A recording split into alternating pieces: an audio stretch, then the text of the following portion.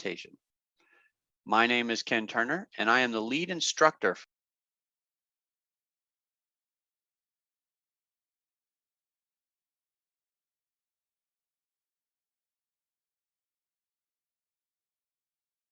Good evening, and welcome to the 2021 Simulation and Game Development Student Capstone presentation. My name is Ken Turner, and I am the lead instructor for this final project class. I would like to welcome you all here for this hopefully enjoyable experience.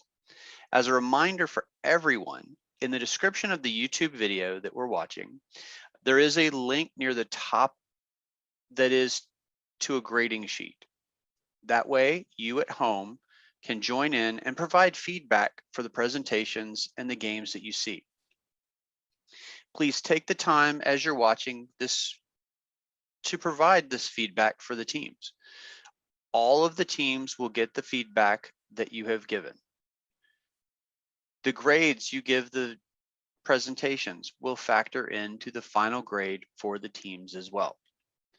Now, obviously, with the continued caution surrounding COVID and with respect to our students, staff, faculty, we're still presenting virtually, obviously. Now, doing an entire class virtually produced some unique challenges for the students with equipment, connections, team issues, communication, but it also provided some really good opportunities for the students to learn and participate in how to effectively work in a team environment remotely. Now, many jobs throughout the world have moved to this remote version of work and will probably remain remote in the future. So having the opportunity to participate in this class remotely provides the students with a whole bunch of other lessons, exposure, experience that they can take forward doing a virtual work experience. Overall, this class is set up and ran very similar to a corporate environment. Each team is considered a dev team. I am considered the CEO or the project lead. Every week we have leads meetings. Every week we have team checkup meetings. So it's ran as close to possible as a real world experience. Now, this showcase is the culmination of everyone you'll see tonight, their student career here at Wake Tech Community College.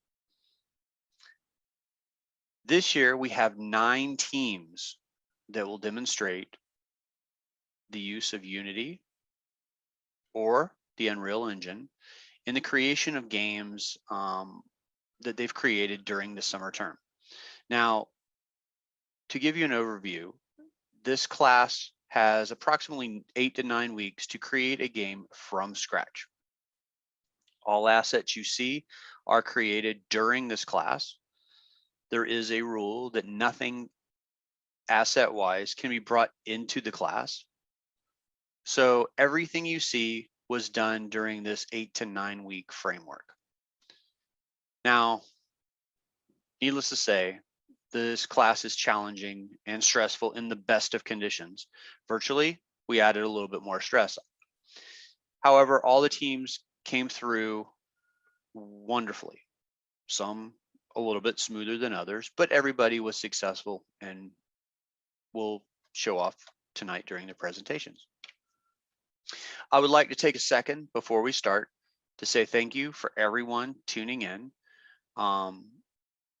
And to remind each of you that not only is the grading link in the description of the YouTube video, each team has links to their websites, as well as some teams have opted to do some streaming afterwards, so you can have a more of an intimate setting, more of a one-on-one with the developers. So the links are below the video as well. So please look at the descriptions and look at the links. So without further ado, let's jump right in and start off with the game Infinite Volunteer. Enjoy. Welcome to our 2021 Capstone presentation. We are Team Nexus, and our game is called the Infinite Volunteer, and I will be explaining the reasoning behind that in just a moment. I'd like to introduce our team members. We have Jessica Livingstone, Brandon Meeks, my name is John Gherkin, we have Dominic Saraga and Christian Marks, and Mark Hardy will be joining us virtually. As I said a moment ago, my name is John Gherkin, and I am the team lead, as well as the lead gameplay programmer and the lead technical artist. I was also the lead designer, and I assisted with other miscellaneous things, such as modeling and texturing a little bit as needed.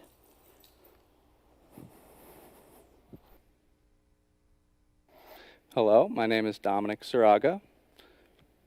I am the lead UI programmer, lead QA tester, assistant team lead, and assistant gameplay programmer.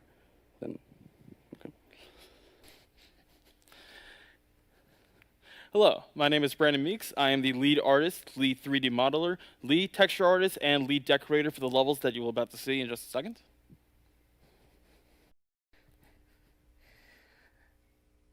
Hello again, my name is Jessica Livingstone, and I was the lead environmental artist and the story writer for Infinite Volunteer, which you are going to definitely see in just a couple minutes.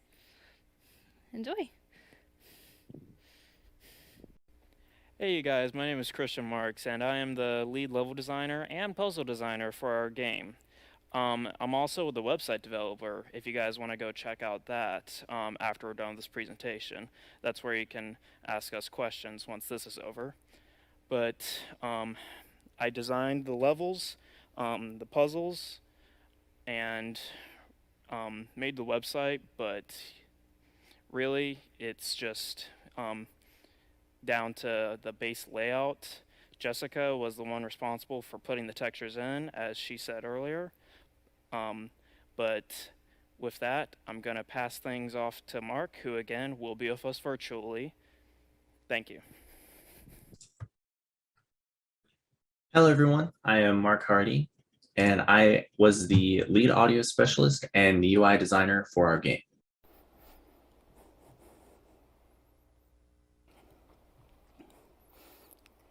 Now, we will head to Jessica, who will give us a brief summary of the story. Okay, so going forward, what the story is about, it's about a little robot named Romero.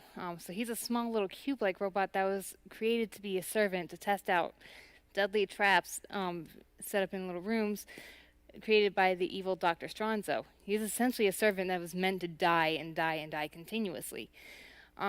Throughout his life, he did just as he was quote-unquote told.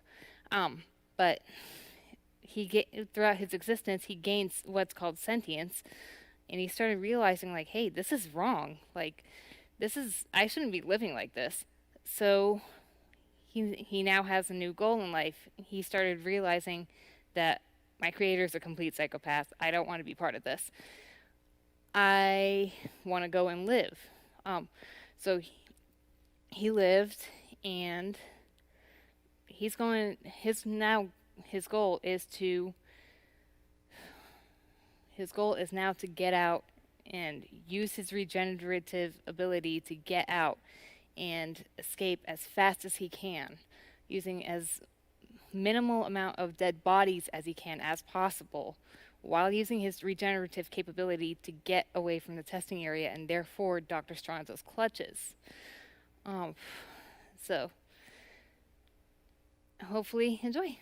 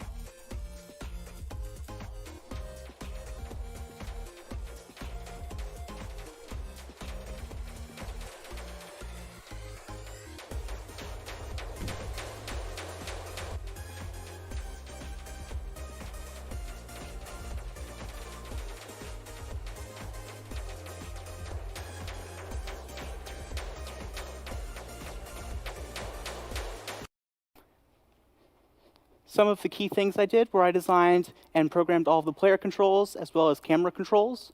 I did some of the UI programming, and I made all the finalized special effects and particle effects. I also did all of the behind-the-scenes camera work and the team lead work. Some of my favorite parts of working on this project were making the particle effects, as well as I enjoyed modeling and texturing the laser grid, and I enjoyed watching the whole game come together into one cohesive project.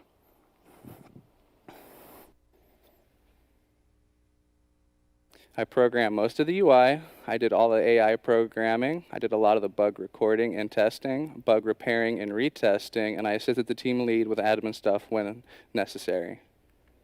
Do it. Okay, my favorite parts. Okay, we'll just restart that. My favorite parts of the project was testing and breaking the game. I've always been passionate about breaking games since I was a child, so it was really fun to be able to do that. And my second favorite thing would have to be creating the AI. I've always enjoyed, making things move in certain directions, reacting to certain things. And just through the whole project, I really enjoyed watching all of us work together to create one cohesive product that everybody can enjoy.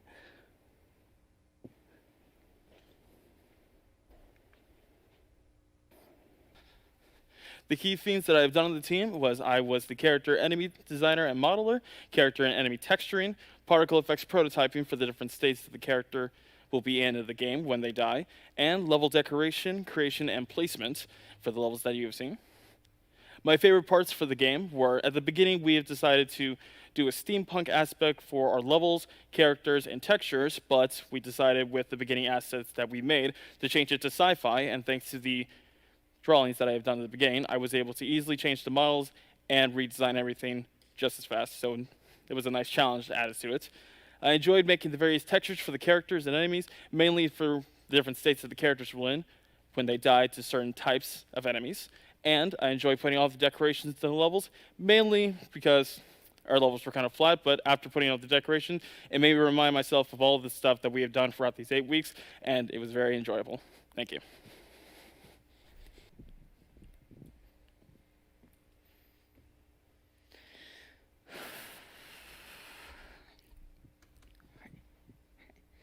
So other key things once again, am Jessica Livingstone, and what other key things I did, I created some of these textures for the walls and ceiling, as well as created 1 or 2 little pieces of decoration, mainly a little container.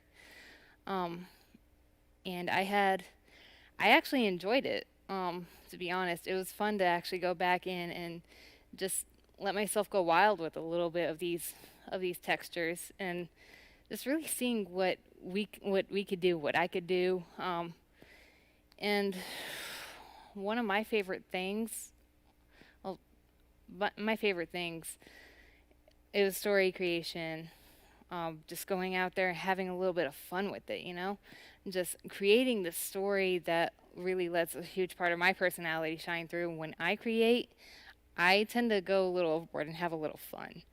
So one thing I didn't mention with the story that we actually really enjoyed implementing was our villain. He gets a little excited, so to speak, with his character's deaths. I enjoyed making the textures, and making the textures and making some of these little parts that are in there. But overall, I also really just enjoyed being part of a creative and passionate team. Like, I haven't really seen that in a long time, and these guys are probably like the best you could ever see. So enjoy the hard work that we've all put out. Thank you.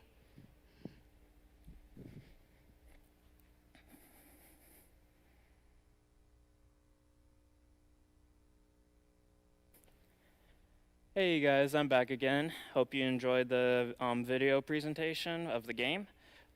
But my favorite parts about that game were the levels. Can be really challenging for the player sometimes, from figuring out how the puzzle of the level itself works, and also from the skill needed to accomplish it, because the jumping controls can sometimes be challenging for the player to properly position themselves on the blocks that they need to be on. But with that, it really cohesively comes together for mentally and physically testing the player's capabilities. The theme is also really well thought out, in my opinion. The sci-fi theme that we are going for at the end of this is really cohesively put together, along with it looking like a testing environment at the same time. And just overall, the game has a really unique concept, and there's nothing quite like it out there. But with that, I'm going to again pass things off to Mark, and it was fun talking to you guys. As a UI designer, I fully designed and built the UI system for the game, specifically for the main menu. I went with something that was a lot more simple and clean looking rather than anything that was too flashy or distracting. The reason I did this was to make it easier for the user to navigate through our menu system without getting lost in it. And then as my secondary role as the sound designer for the game, it was my job to make or edit all of the sound that you hear, which is quite a challenge as someone who is a artist. Pretty much had to teach myself how to adjust sound clips and merge sound clips together to create new sounds, which was quite an experience in and of itself. So many of the sounds that you hear were actually created from scratch by myself. And then other things like music and minor sound effects that you hear in the game were just adjusted and remixed to fit more of the theme of our game. And that was actually one of the things that I liked most about the project was I had to create all the sound. And again, as it's something that I've never really done, I thought it was pretty fun to kind of branch out and learn something and challenge myself to do something that I've never had any experience in before. And then one of my other most favorite things about this summer and working on this game was we started out as a bunch of people with no idea what we were doing and none of us knew each other. But over the course of 2 months or so that we've been working on the game, we got really close.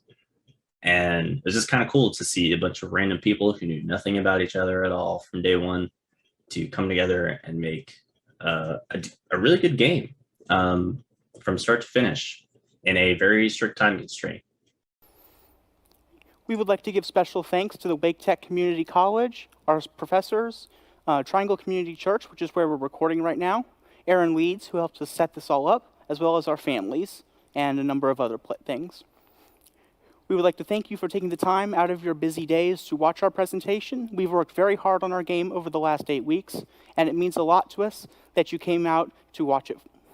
Thank you again. We will be live streaming on YouTube after the presentations, and there are links to that on our website as well as in the video description below. Thank you. Okay, that was Infinite Volunteer. Pretty nice puzzle, platforming, kind of a hybrid game. Lots of robots, different traps to navigate, really interesting mechanics and puzzles, ways around things. Now we're going to move on to the team that created a game called Semantic Error. So here is Semantic Error.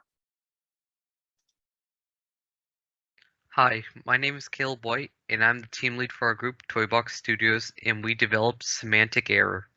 Semantic Error is a platform-based game where the goal of the player is to escape his computer that turned evil after getting enraged at it.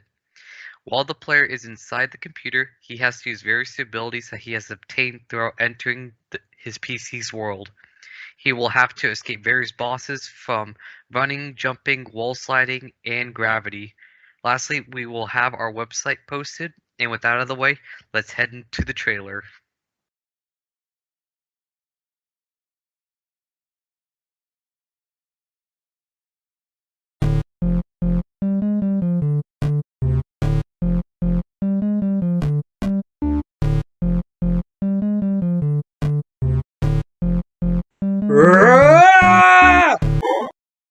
Huh?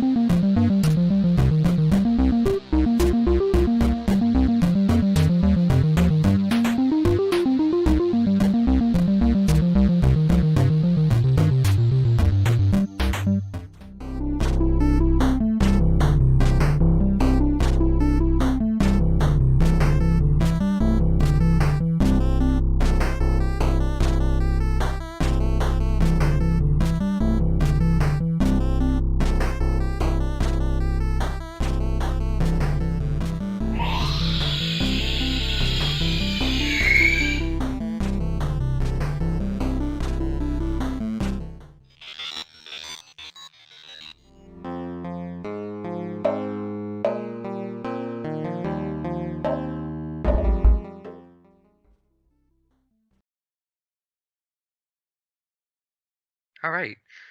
Some of the jobs I had done as being the team lead was being a prop builder, environmental designer, help with some of the level design, some texturing, and a quality assurance tester. One of the many accomplishments I noticed throughout the development cycle was having an understanding of now what it takes to be a team lead. I was not too sure originally what I was going to get into, but it has been a rewarding experience as the weeks have went on. One challenge I did encounter was building in the Unity engine.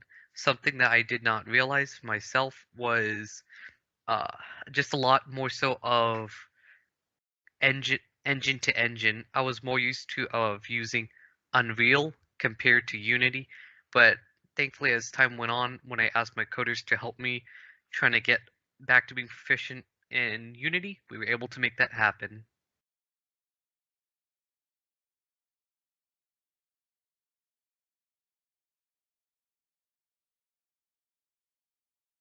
Hello, my name is Evan Blake.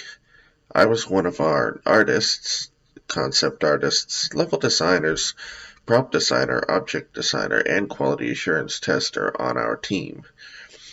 I'd say one of my biggest accomplishments was the texturing and modeling of our Boss 2 and Final Boss. I think they turned out very well.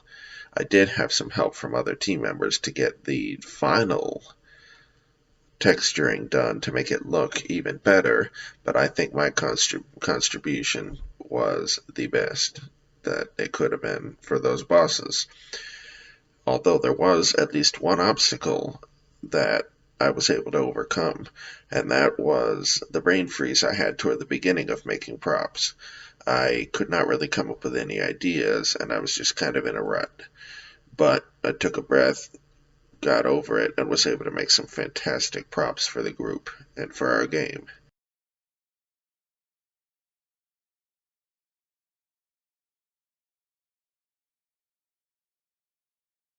Hello, I'm Christopher Pastorini, and I'm a writer, coder, storyboard writer, and playtester for Semantic Error. I also assisted with creating prop assets and sound effects.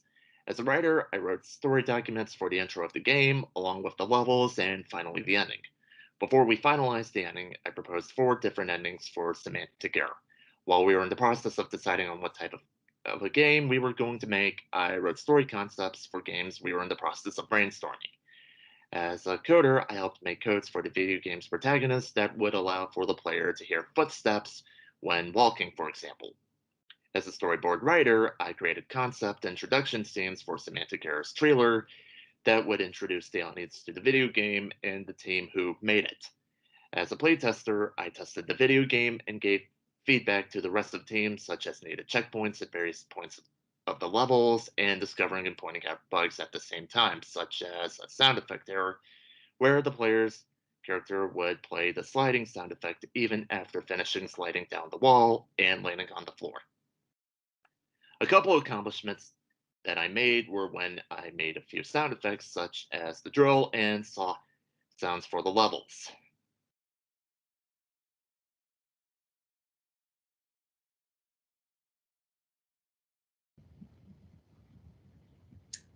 Hello, my name is Jones Wagner, and I was a programmer, level designer, character designer, rigger, and animator for Semantic Error. Most of my time was spent creating gray boxes for each level in the game, as well as implementing the player character and the controls. Getting the player set up was my first priority for the project, because a lot of the game's development relied on having the player available as soon as possible, such as when creating obstacles and hazards. It also helped when designing the gray boxes for each level, as the player's movements were already set up, which allowed me to rapidly prototype rooms for each level and adjust them to the controls. When designing the character, I created them in a similar style to Paper Mario characters, where they're made from multiple separate layers. It was relatively simple to create a rig and animations for the player, but implementing them within the game engine themselves was a bit of a hassle because the animator control quickly turned into a sprawling network of transitions, and I had to dedicate an entire section of the player script just to creating the transitions for the animations to play when necessary. The most difficult part about implementing the player's controls was implementing the wall jumps and the wall sliding. I had to calculate normals for each collision that the player had that were perpendicular to the player, And to get the pulsating animations working, I had to develop a system that checks the player's vertical velocity to determine whether or not to exit the animation. Despite the long, grueling nights that I had to endure writing scripts, it seems to have turned all right in the end. I hope you enjoy playing through Semantic Error, and if you're as bad as platformers as Ken Turner is, then good luck.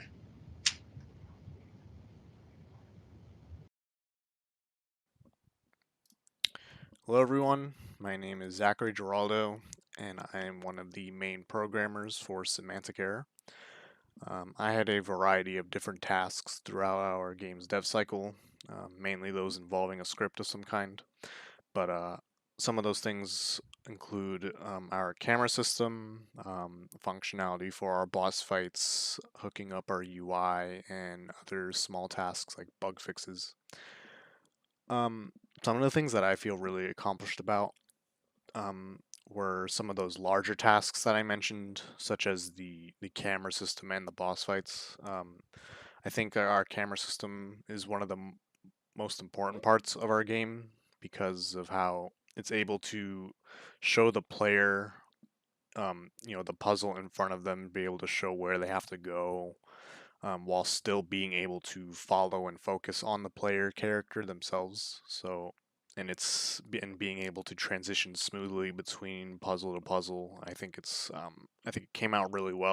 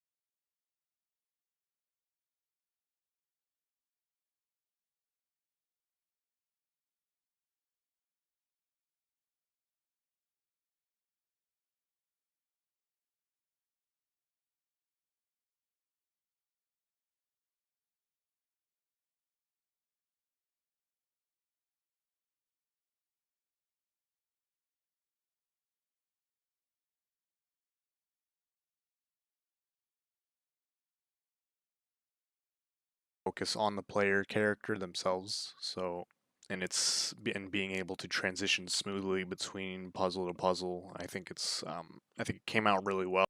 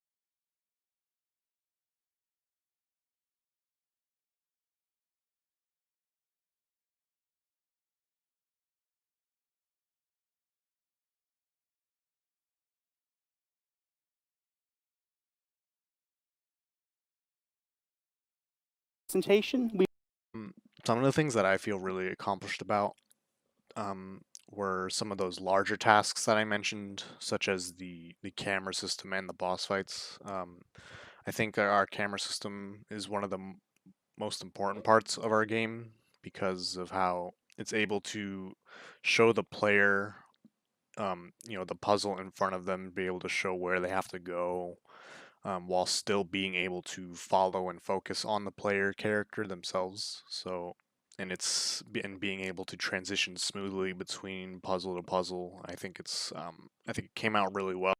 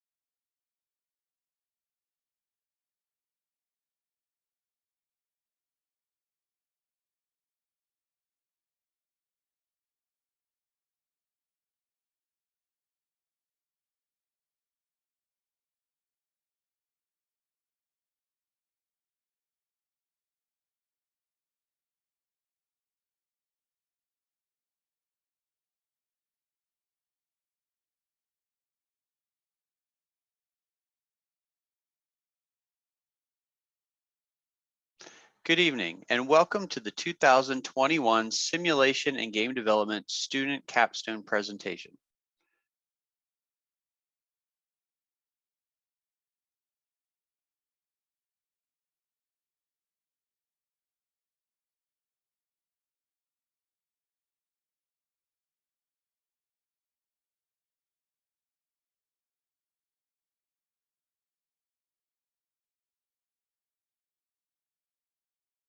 as well.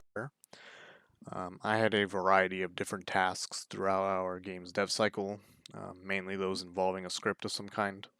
But some of those things include our camera system, functionality for our boss fights, hooking up our UI, and other small tasks like bug fixes. Some of the things that I feel really accomplished about were some of those larger tasks that I mentioned, such as the camera system and the boss fights. I think our camera system is one of the most important parts of our game because of how it's able to show the player, the puzzle in front of them, be able to show where they have to go, while still being able to follow and focus on the player character themselves. And being able to transition smoothly between puzzle to puzzle. I think it came out really well.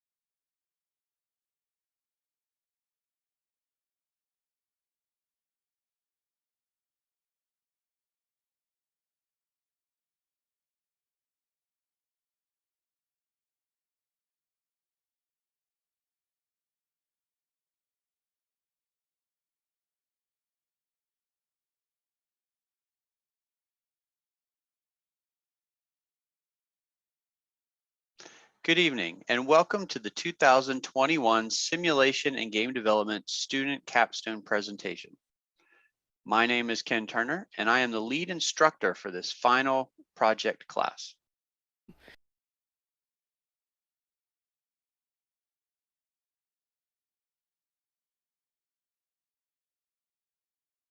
The puzzle in front of them, be able to show where they have to go, while still being able to follow and focus on the player character themselves. And being able to transition smoothly between puzzle to puzzle. I think it came out really well.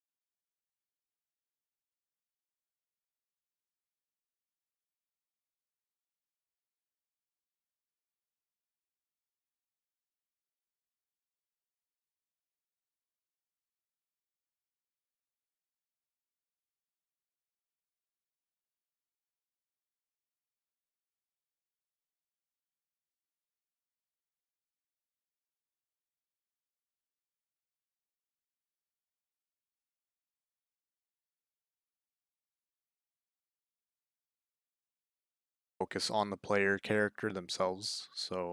And being able to transition smoothly between puzzle to puzzle. I think it came out really well.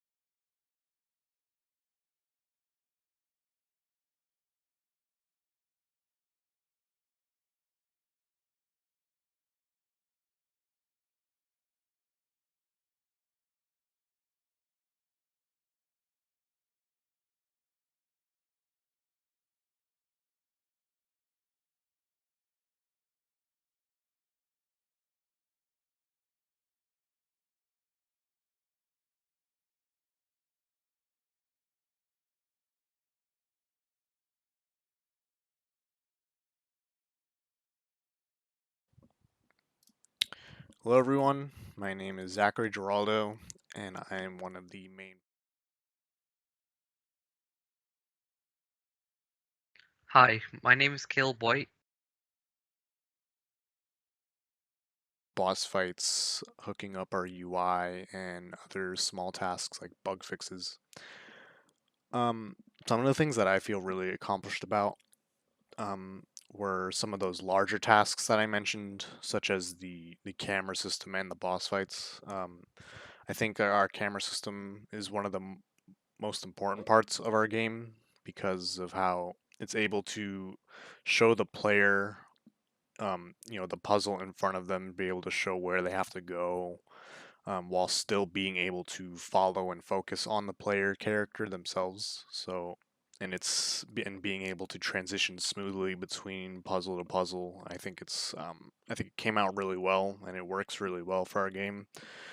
And as well as our boss fights, I think those also came out really well. They are, I think, in my opinion, they're the most, or some of the most fun parts of the game to play.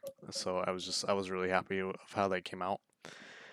Um, I also just want to quickly mention how proud and accomplished I feel for myself as well as the rest of the team and what we were able to accomplish for our project.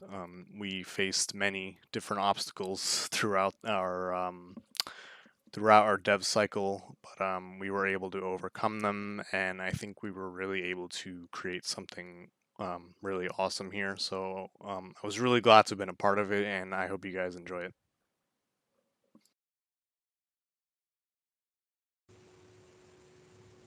Hello everyone, my name is Philip Bixby.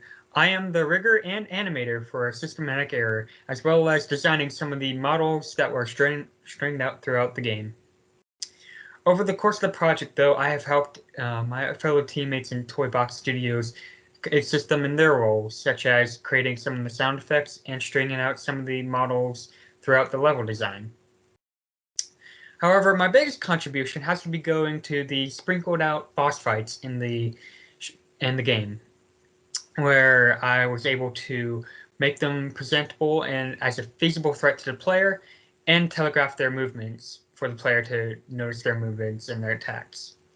However, the biggest obstacle throughout this has to be trying to make the transition into making this a Unity game, and utilizing the Unity engine, as I've been working with the Unreal Engine for the past year.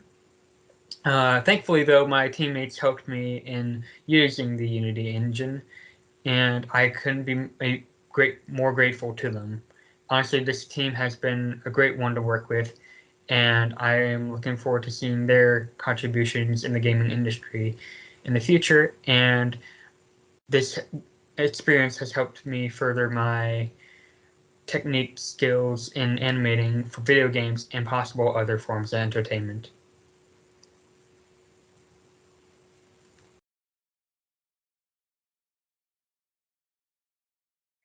Hi, everyone. My name is Kristen White, and I was a part of Semantic Error's development. I happen to be a concept artist for both of our levels and props, while I helped assist all of our prop designers in creating our textures for our enemies and our platforms. I have to say, it's been an honor and a pleasure to be able to work with a wonderful team and being able to see the world that we help create in this game come to life.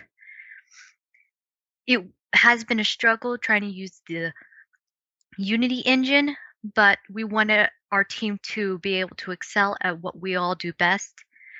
And so we decided that our coders needed to have everything available for them. I hope you guys enjoy playing our games as much as we enjoyed creating it. And thank you so much for listening in. Okay, bye. Hey guys, I'm Mason Gal on Semantic Error with Toybox Studios. We've all worn several different hats over the course of this semester, myself included. I was working on user interface. All the buttons, the level select screen, title screen, etc. That was my job. And then for audio, I did all of the music that's present in the game and a good portion of the sound effects, but not all of them. I'm happy with the designs we went with for the game, and my favorite UI piece that I got to work on overall was the level select screen. It went through a few iterations before we finally nailed down something that I thought was good. And for all the UI, I was working with Zachary, who did a great job making sure all the buttons were hooked up and doing what they were supposed to do. So that, I think, is a really good part of the game, just the design in general. Everyone communicated really well, and it was really fun to see it all flesh out. So, the designs we initially came up with have changed a bunch of times throughout the semester, as expected, and I ended up cutting a few songs, which might be a regret, but I didn't think that they felt similar to the mood that we were going for the game, so we did end up taking them out.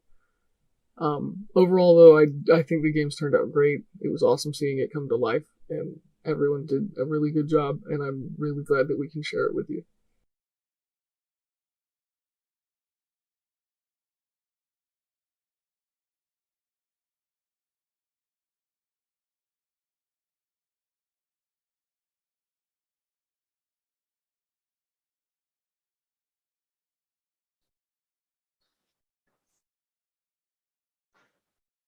Okay, that was Semantic Error. Pretty nice platformer. Has a lot of very interesting elements to it. I personally like the flip gravity. I like the addition of the ice, even though I'm not really great at jumpy puzzles. So now we're going to move on to one of our smaller teams. This two-person team created the game Conquest of Magacentrium. So enjoy.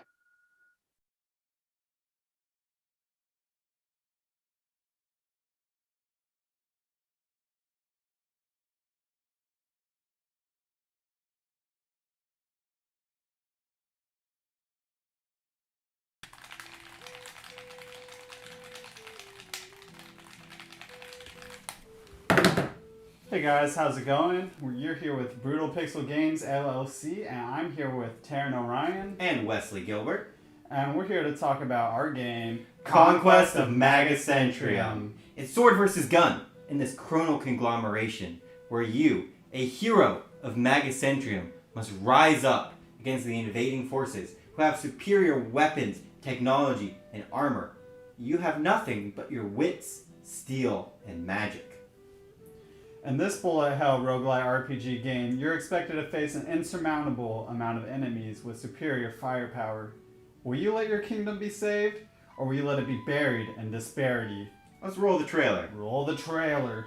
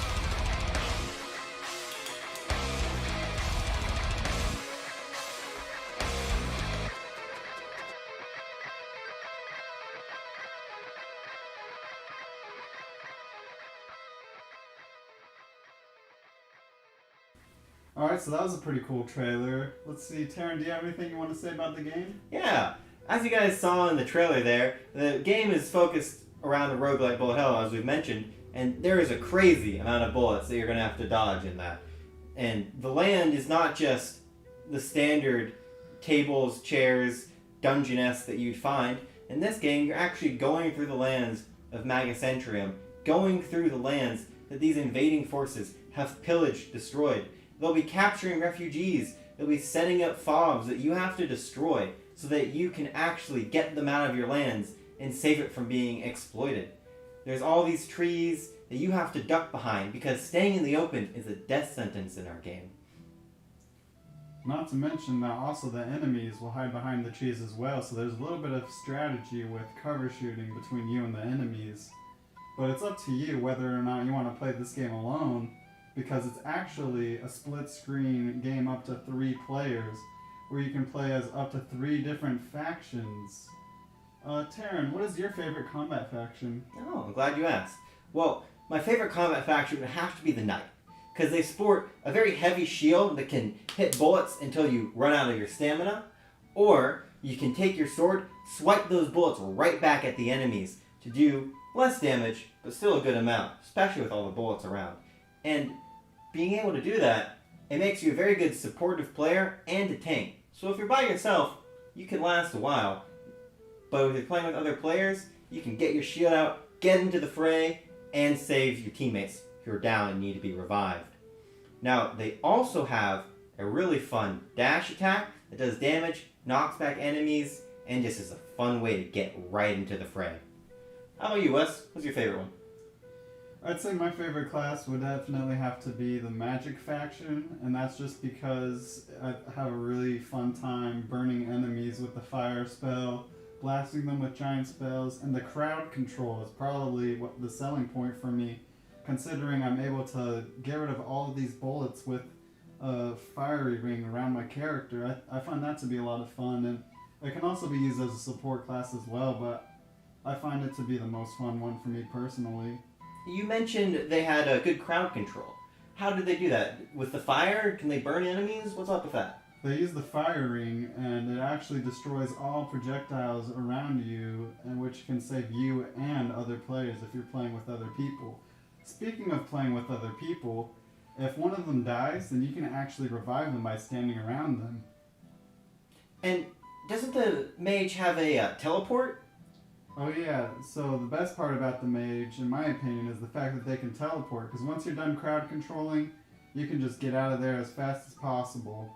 Sounds like, you can easily get into the fray with him, attack, do damage, burn your enemies to death, get out.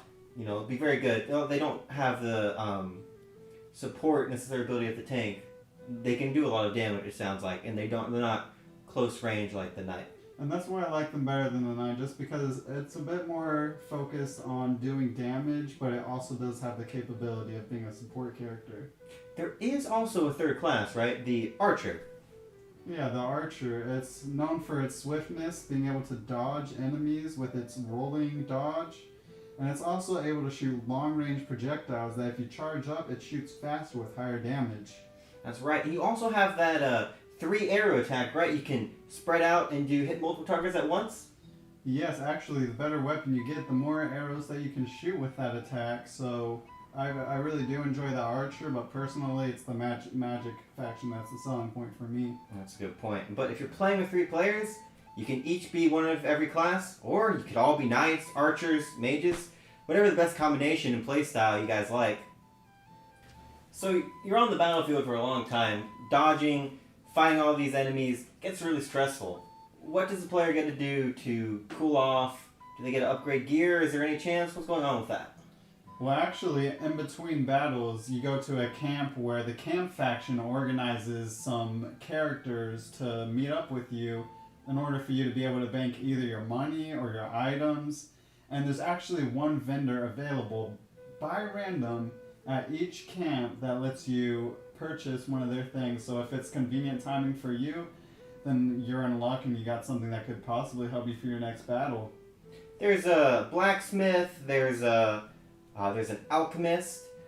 What other ones? There's a traveling merchant. Yes. And, there's a hoarder who allows you to store your items, right? Yep. What is with that, right? It's a roguelite, so when you die, it's permanent death. What's the deal with storing your items? Well, that's why it's a roguelite and not a roguelike, because you're able to actually continue making progress whether or not you've died. Because a roguelike, when you're dead, you lose all of your progress. But in a roguelite, you're able to keep a little bit of progress, help you in your future adventures, but it doesn't completely give you the full advantage due to the enemies having superior firepower. Yeah, the LMGs and the shotguns do, show a challenge. Mm-hmm. And so you can store weapons in that? Is that the idea? Yeah, Items? you can store weapons, you can store items from the traveling merchant, you can store potions. So if you happen to come into a lot of chroniums, which is the currency in Magacentrium, then you'll be able to have a little bit of an advantage for your next battle. Now, there is also a banker, right? Because do you lose your money on death, or what's the deal with that? Well, you lose your money and you lose your items. So there's a banker for your money, and there's also the mule, which you can bank your items at. So it's definitely wise to try to use them as much as you can, because you never know when you run into a situation on the battlefield that you just can't make it past the next level. You can get pinned down in some very bad situations. I know I certainly have. The hoarder, the mule, same name, they have a chance of spawning, but the banker is always there. So you always have a chance of storing some money because you always start in the city, right? Mm-hmm. Yeah. So every new adventure, you can head to the banker, get some money, purchase a couple items, and head out, on a new adventure every new run. All right, Taryn. So you did the random generation for the game. Why don't you tell them a little bit about that? Oh yeah. So the game is randomly generated, as most roguelites are. Every new level, you'll be going to a defined situation with our parameters where you can have new terrain. You'll have different paths that you can follow. There'll be random buildings, props. There'll be objectives that are randomly generated placed around the level. And every level, actually, you'll get a preview. Because after every camp, there is a crossroads. And this crossroads will give you a preview of the enemy difficulty, how aggressive they are, which enemies are possibly there. And so you choose which one would be best for your situation, and then that randomly generated level is made for you, fresh, so that there's a ton of replayability. You have different biomes that you'll get to explore, you have different enemies that will be in different places. It will never be the same. And we also have stuff like water systems, so you can get stuck in the water. Not stuck, but you get slowed down drastically. It'll be mud. It'll do the exact same, but be harder to spot. There'll be denser woods in certain areas, fields in some, cities in ruins, that you get to explore through. Smoldering ashes of the enemies as they've torn up the crops, burned down the village, pillaged everything. Now you really get to see the destruction, but keeping it unique to every playthrough, so it'll never be the same. So enough talk. Where can the viewers try out our game for themselves?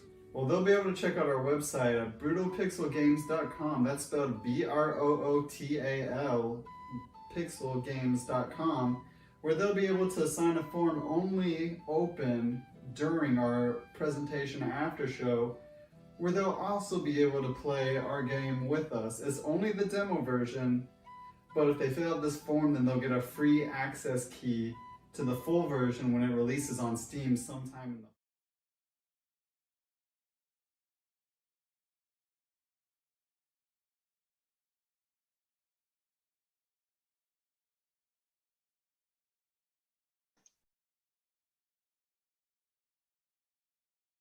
Okay, that was Conquest of Magacentrium. It was kind of an interesting combination of a bullet hell style game, lots of dodging, lots of shooting, with some RPG style elements in there for upgrading your equipment and selling some stuff, thrown into a 2D setting. So pretty interesting combination. Now we're moving on to another game. This one involves aliens, shooting, some puzzles, and trying to figure out what's going on. I present to you a game called Controlled.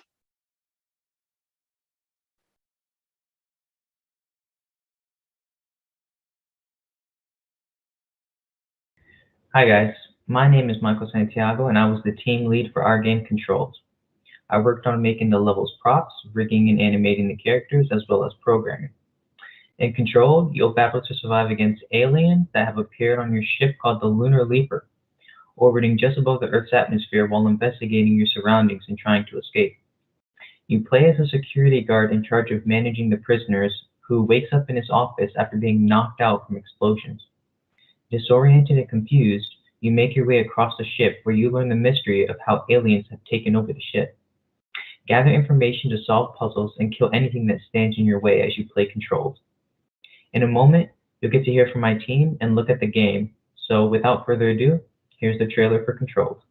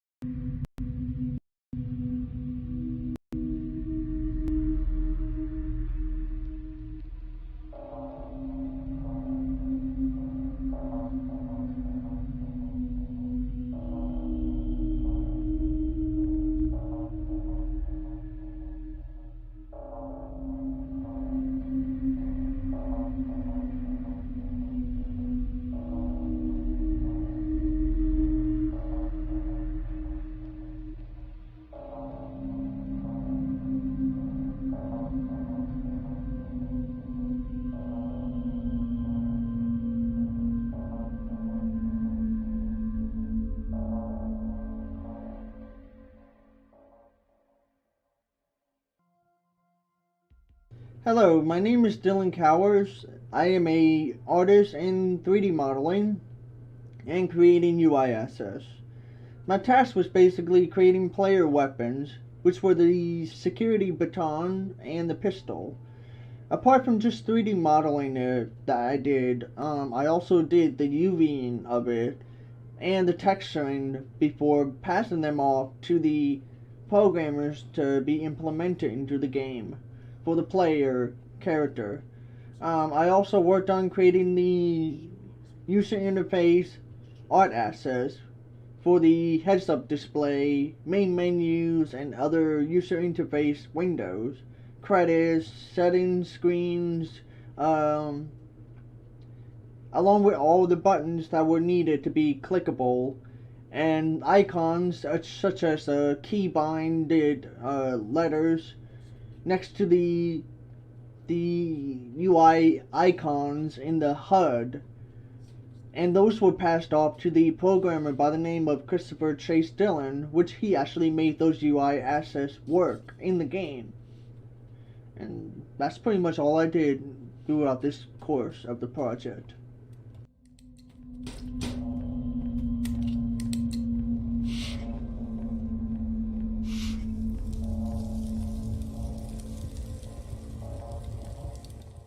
Hello, I'm Chase Dillon. I program most of the functionality for the UI, the puzzles, and the main menu.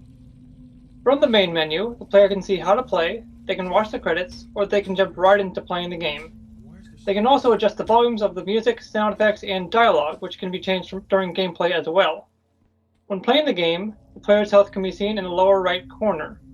When the player's health gets below a certain point, the health bar will flash. Above the health bar is the weapon icon. Press Q to switch to the baton, and then again to switch back to the pistol. When using the pistol, the ammo in the clip is shown next to the pistol icon. Extra ammo is shown beside that. You can't reload if you don't have extra ammo. Bottom left corner shows how much medicine the player has. Medicine is used with F and heals the player. Pressing M will open the map. Pressing M again will close the map. Pressing Escape will open the pause menu, where the player can return to the main menu, restart the level, or recheck important information from the journals that they find. With a keypad puzzle, any pressed number is shown at the top. If the code is correct, open the door. If it isn't, clear the entered code and allow another attempt.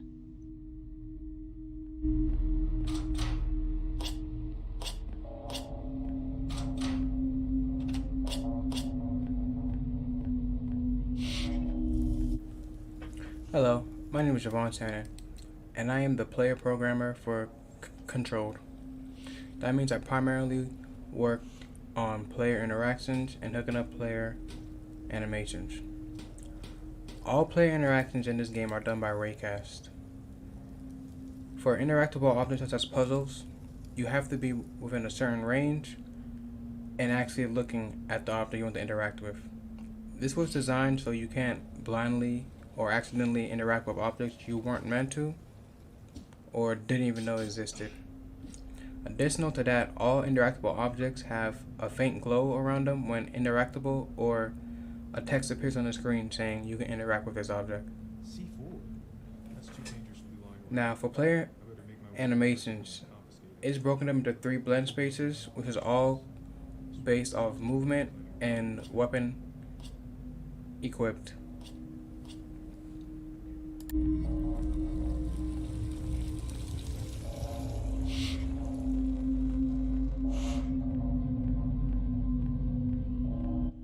Hi, my name is Paul Doritas. I am the appointed writer for our video game Controlled. I was tasked with creating the backstory and lore of our game, as well as helping out with texturing the model characters for the enemy and player character. It starts out with you playing as Connor Milson, a security guard who was doing his normal security routine sweep when one day an explosion happened and it rendered him unconscious. He awakens a few days later and realizes that something was not right. As the player plays throughout the prison level, they will find journal logs and entries scattered around. These not only help guide the player, but they also give them clues and hints of what they need to do and where they need to go next. As the players read through these journal logs, it'll help build the lore of our game and gives them an idea of who these people were, what has happened during Connor's time unconscious, and what has befallen to his fellow crewmates.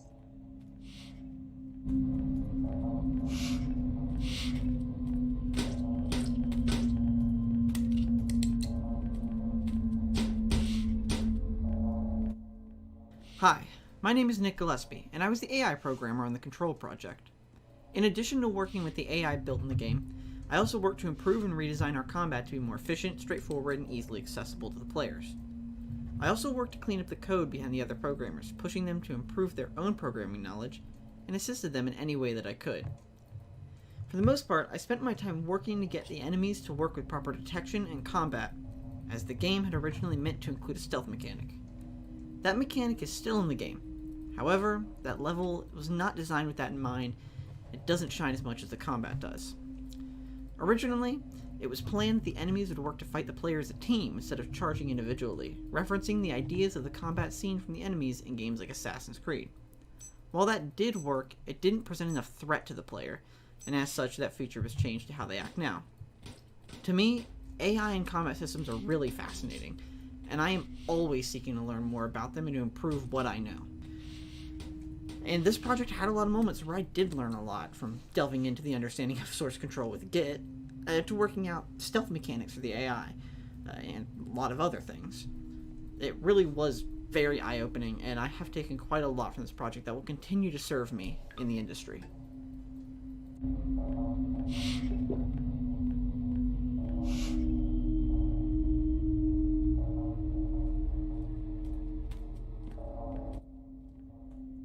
Hi, I'm Hannah, and I worked on character art for this project. I made the models for our main character, Connor, and for the enemy hijackers. At the start of the project, I was pretty much given free rein to design the characters however I wanted. So, based on the concepts that we had come up with for the game and the story that our writer had, I started working on some concept art. The main character, Connor, he didn't change much from his original concept. He's kind of just an ordinary guy that's been put in an unordinary situation. There is not a lot of special features that he has, or nothing that really makes him stand out. Figuring out what to do with the hijackers and, what to make them look like was a much harder task because I was given so much freedom. I had a lot of concepts drawn out for them, and ultimately I decided to go with a humanoid sort of figure with insect-like features. There's an endless amount of possibilities that you have when you're creating something like an alien. And the only real limitations that you have are what you can realistically get done and made and working effectively and efficiently within the time constraints that you have. Which it was quite a challenge, but it was a lot of fun.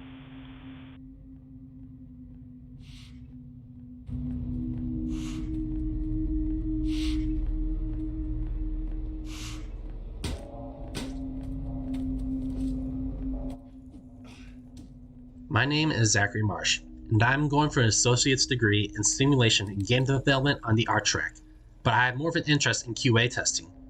I helped out with the level design aspect of Controlled. I first started off by creating a blockout of the level, and then replacing that blockout by using the props provided to me by the design team. I had to make sure that these props snapped to each other nicely to avoid any overlapping meshes, which proved to be a tedious process. Aside from the level design, I also did a majority of the QA. I played the game normally as I would a normal game to see what improvements can be made to the gameplay to make it more enjoyable. I also looked for ways to break the game by doing things such as trying out different actions and seeing what would happen. Anything to help locate a bug that needs to be fixed before the launch. I would then provide the team details about that bug I found so that they could get to fixing them as soon as possible. Once I was done, I would then wait for a new build to come in for me to test and locate any new bugs that might have popped up during the process. Looks like I may need that C4 after all.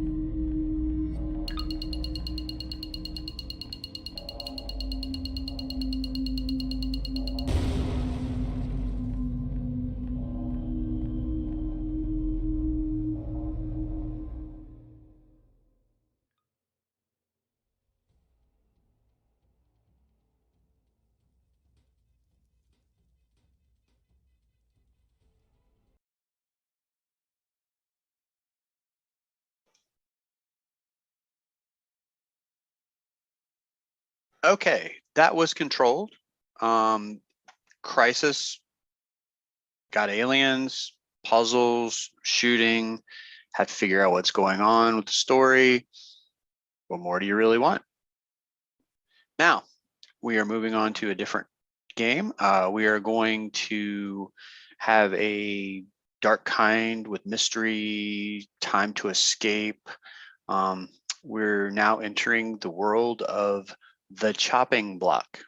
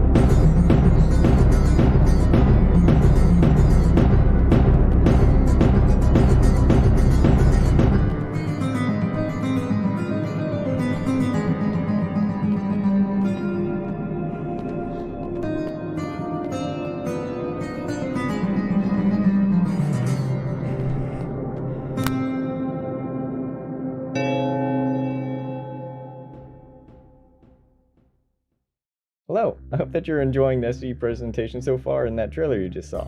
My name is Ramsey Masters. I'm the team lead, head programmer, and I also worked as a generalist on our group's project, The Chopping Block.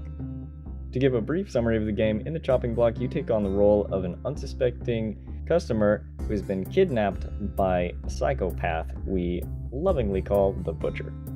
You wake up in the freezer and your only chance to escape is to enlist the help of past victims by helping them achieve their final wishes. In a moment, I'll go ahead and cover some of the work that I implemented in the game, and then we'll go ahead and introduce the rest of the team and talk about how they contributed to the game while showing some gameplay clips along the way. While programming, I mainly handled implementing different gameplay elements such as the objectives that your ghostly benefactor gives you to complete. I also touched on several other portions of the game, such as the pause menu. In the pause menu, you can go ahead and navigate through the game, but you can also review the different objectives that you got while playing and see your controls. Some of the other areas where I contributed to in this project was music composition, material and texture implementation, and particle creation. I hope you enjoy the flickering flames above the candles as you walk around and explore the different parts of our game. It took some time, but I generally relish becoming a subject matter expert on the texture and material editors in Unreal. I was able to leverage this later to enhance my teammates' already amazing work as it was implemented into the engine. Speaking of those awesome teammates, I'll hand it over to them now to introduce themselves and tell you a little bit more about how they contributed to the project in their own words.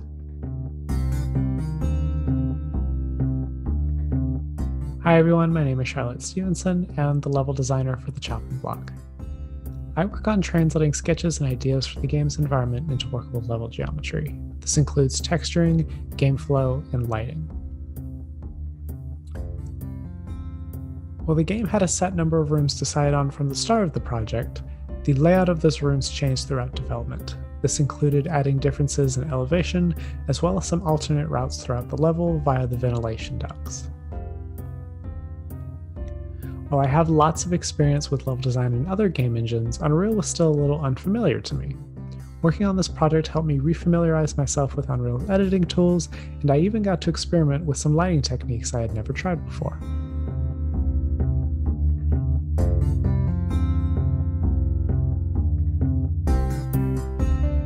Hey there, my name is Jay Sproul and I am the 3D artist and writer for the game The Chopping Block. I created most of the assets for the game as well as the written materials, so the furniture, the clutter, the objects and notes that you'll be seeing and interacting with in the game would most likely have been made by me. While first conceptualizing the game, I visualized like a retro, low poly 3D aesthetic, because you know what's scarier than that. And if you've ever played the games Babysitter Bloodbath or Murder House by Puppet Combo or Outlast by the Red Barrels, you'll understand. Not being the strongest 3D artist, going with the low poly 3D aesthetic was a really good compromise, since you know we all were majority 2D artists on the team, but doing low poly really helped. And I love doing 2D art, and I was able to still show that through the intro of the game, where you see the player driving up to the butcher's establishment and getting caught at the end.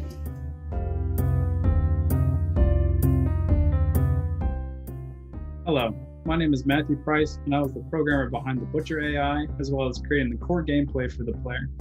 Now, I had a lot of fun in creating the Butcher and his thought process on how he interacted with the level and with the player, such as turning on and off the lights, or sneaking up behind the player when they're not paying attention.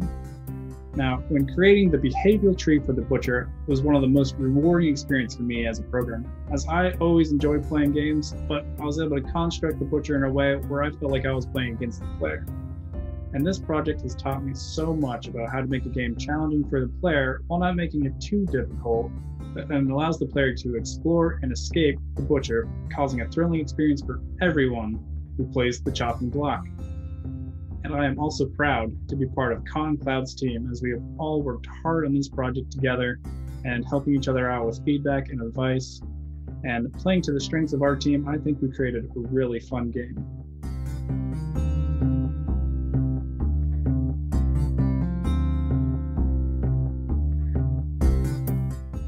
Hello, my name is Ridley Dolliver, and I'm the UI art designer for the Chopping Block.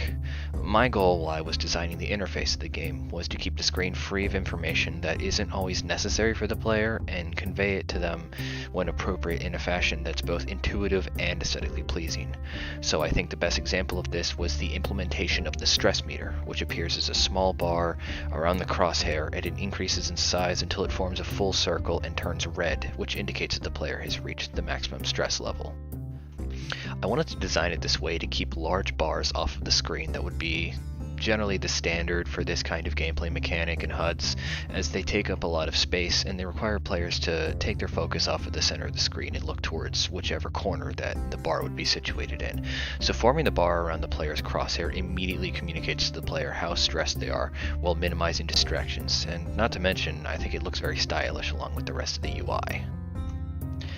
For the general aesthetic, I decided to go with the stylized but simple and rough look. I used many pencil and charcoal brushes, giving buttons thick outlines and dark text to increase readability but still look hand-drawn. So the fonts that we picked out and the way that I designed the logo of the game were all meant to look like they were scrawled out really fast on a piece of paper.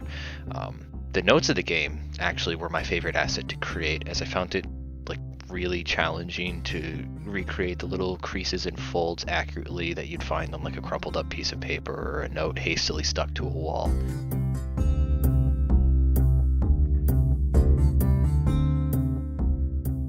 Hi, my name is Stephen Fields and I am one of the programmers on the chopping block. Specifically, I program the player's movement, interaction, and sounds, as well as programming some of the objects that you interact with in the game. I also did some of the basic UI programming for the menus and some pause screens, as well as the HUD and notes system. The last thing I took on was the animation for the big bad of our game, the Butcher. We decided to use Mixamo for just a few basic animations, and with Jacob's help editing the Butcher skeleton, we got it imported in flawlessly. I set up the animation blueprint and blend space for the Butcher, so we would have smooth transition for different states that he would be in within the game. This is a very fun and educational game to work on because most of my programming experience has been either in C# or just C++. I haven't done much of Unreal's visual scripting before, so it was a learning process, but it was intuitive and easy to learn and master. The hardest part of the game for me was programming the players crouching, surprisingly. There was a ton of trouble with uncrouching within the vents that are in the level, where if you would uncrouch in the vent, you would clip out of the game and it would clip out of the map and you would end the game. I tried with what my logic thought would be the best and most comprehensive way of solving it, just to trigger volume, but that for some reason kept intermittently having the same issue happen. So I eventually came up with a permanent fix within my code, and we got it to a stable point. So the most fun part of the game for me that I worked on was setting up the player's movement, but adding in footstep sounds and head bobbing while moving. It was interesting and added its own challenge, but it was fun to tweak with until we got the look and sound that we wanted perfectly.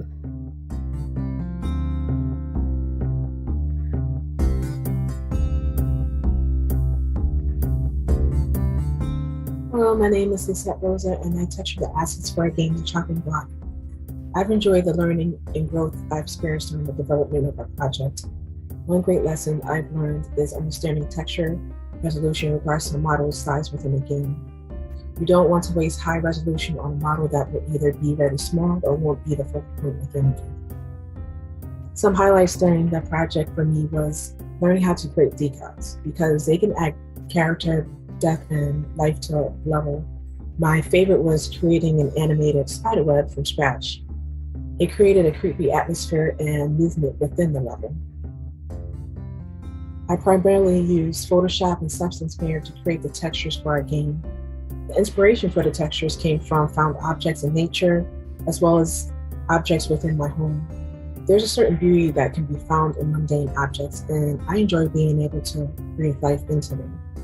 Some of my favorite textures I created from scratch were paintings that you see in the level, as well as the textures for the design of the soda can and the painted textures of the meat in the freezer. I'm so proud of my team and the game that we created. I hope you enjoy the game as well. Thank you. Hello everybody, my name is Jacob Browning. I am the art lead, audio recorder, and editor for Concloud Productions. First, I wanted to say how amazing everybody did putting their effort to create the chopping block. Honestly, I'm very thankful to be a part of such an amazing group like this. I was happy to take over being the character modeler for the team. I was a bit new to character modeling and took the time to challenge myself to make each part of the butcher's body look realistic but also very scary. My favorite part of the butcher's model was the head.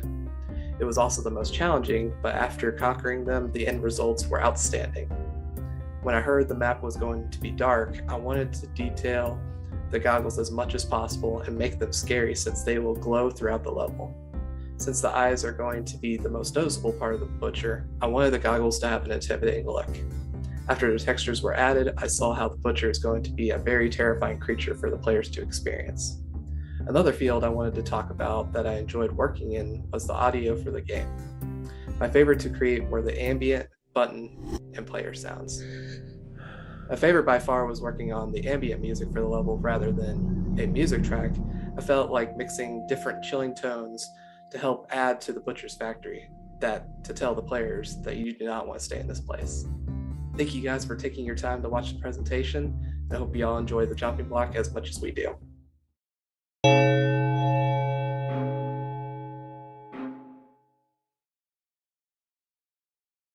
Okay, I think that was good. Yeah.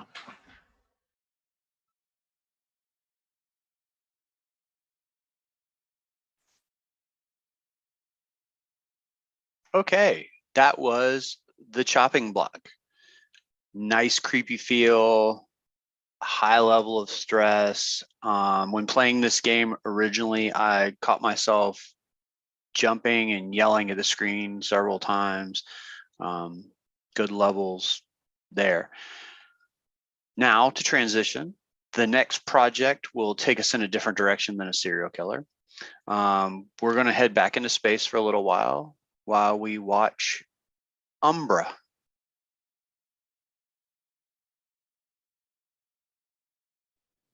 Hello, and thank you for joining us today. My name is Patrick Gallagher. I am the team lead, the game designer, level designer, and environment artist for Umbra. My name is Michael Mansfield. I'm the programmer, game designer, and helped with QA. Hi, my name is Sarah Pierce. I'm a 3D modeler and story writer for Umbra. My name is Kathleen Hill. I'm the UI and UX artist and environmental artist for Umbra. Our game Umbra is a first-person survival horror game set on a desolate metal refinery space station, the Reliance, which orbits a small rocky planet. The Reliance has been set upon by an alien which was uncovered and brought up to the station in one of their expeditions to the surface. The alien ransacked the station, and the crew left as quickly as they could. The player arrives on the station trying to drop off supplies, but now must fight for survival. Please enjoy our trailer.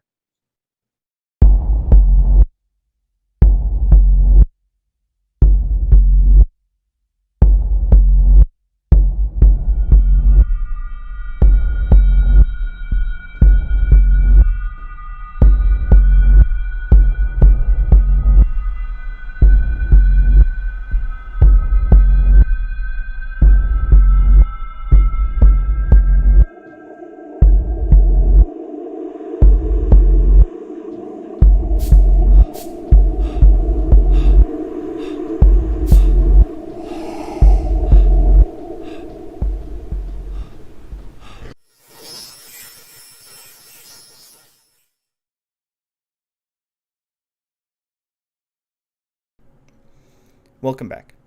I hope you enjoyed our trailer for Umbra. Now we'd like to talk to you about some of our individual contributions. In our initial discussions of the design, we were originally planning on making a physics puzzle horror game. However, the more we thought about those ideas, the more they began to clash stylistically, and we wanted to create a more serious, grounded horror game. From that, we wanted to create a gritty, realistic-looking environment. The station has been falling apart, and no one is taking care of it, so you can see the dirt and the grunge building up in the air around you. We wanted the station to feel old and decrepit, so the technology aboard the Reliance is rudimentary and mechanical. There are also some remnants of the previous occupants, and one that may still lurk the corridors. The levels of the station needed to feel efficient, as there is not a lot of space on a space station, and it needs to be used intelligently. The halls are cramped, and critical infrastructure of the station can be seen in the set design of the game.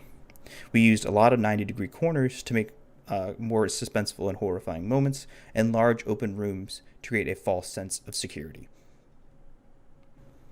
Now I'd like to introduce you to Michael Mansfield, and he will talk about his contributions to the project. Hello, my name is Michael Mansfield, and I did all the programming, the final cinematic, found and edited some of the sound effects that you hear, as well as worked alongside Patrick to help set up the game inside the engine. I had a great time doing all the programming for this game, from the interactions, mini games, dialogue, player, all the way down to the AI. It was all a blast. I am proud of how all of it turned out and couldn't have done it without the support and input from all my teammates. The final cinematic for me was something new, as I had never created a cinematic in Unity before. But once it all came together and I saw it in action, I was very proud of what I had accomplished. It was a joy working with everyone on our team, and seeing the game progressively become what you all see today was amazing. Thank you, and I look forward to hearing from all of you in the live stream. Thanks, Michael. Now Sarah is going to talk about her roles in the project. Hi, my name is Sarah Pierce. My job was to make 3D models, write the story, as well as find and edit sound effects for our game. My biggest job was to create and model the alien for our game, which creating creatures and aliens has always been my strong point. I've never modeled one before, but I did not let that dissuade me, and I could not have been happier with the results that I ended up with. The other big thing that I did was write all the dialogue for Astro, and that was definitely something fun to do, not only to create more depth for his character, but as well as making sure that he was able to give players tips and helpful advice in a creative manner. Sunspot Studios was such a delight to work with, and I would love to work with them in the future. I hope to see you guys in the stream later. Bye. Thanks, Sarah. Now Katie Howe is going to talk about her roles in the project. Hello again. My name is Kathleen Howe, and I am the UI and UX artist, environmental artist, and the one who created our lovely Astro the Astronaut. Before starting this project, I wasn't the most familiar with creating UI, but with tutorials, examples, and help from my teammates, I was able to create the items you see in our game. So this is the Wirebox art. One of my favorite things to do was working on Astro the Astronaut. He is the computer system of the ship and is there to help you along your adventures on finding what happened on the ship. Within the last 2 months, from start to finish, Sunspot as a team worked to make Umbra come to life. I was honored to be working alongside the hardest workers I know. Thank you so much again for watching our train, and hope to see everyone later. Thank you all so much for joining us this evening. We hope to see you in our live stream tonight, and don't forget to download Umbra and give it a playthrough.